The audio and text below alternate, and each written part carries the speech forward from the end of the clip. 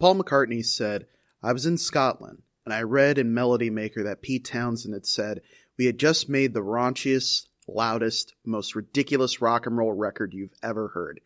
I never actually found out what track it was The Who had made, but that got me going, just hearing him talk about it. So I said to the guys, I think we should do a song like that, something really wild, and I wrote Helter Skelter." Thus began the life of the heaviest track the group ever recorded. After getting the inspiration for the track, Paul sat down and began using the concept of the Helter Skelter slides found at carnivals as its structure.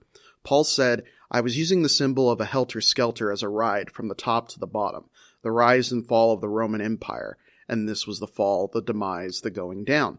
Although credited to Paul and John, Lennon would later say that this track was all Paul. Loaded up with the idea, they went into the studio on the 18th of July and did 3 takes. Each of these takes lasted 10, 12, and 27 minutes respectively. Eventually this would all be edited down into a 4-minute version that's featured on the album. Originally the track had a slower feel, but eventually the group began picking up speed and energy as they jammed. As Ringo said, "Helter Skelter was a track we did in total madness and hysterics in the studio. Sometimes you just have to shake out the jams." George famously lit an ashtray on fire and ran around the studio with it on his head. They made everything as heavy and as loud as they possibly could. Famously, at the end, Ringo shouts, "I've got blisters on my fingers." His hands were actually bleeding. Brian Gibson said the version on the album was out of control. They were completely out of their heads that night. But as usual, a blind eye was turned to what the Beatles did in the studio.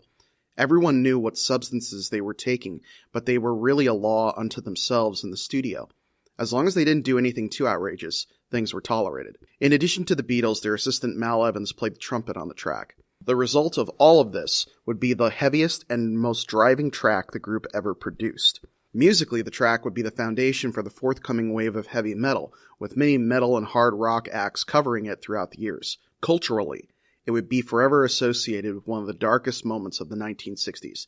Its connection with Charles Manson and his cult has long been analyzed and discussed, adding a dark edge to the interpretation of music as a factor in crimes and the psyches of disturbed individuals.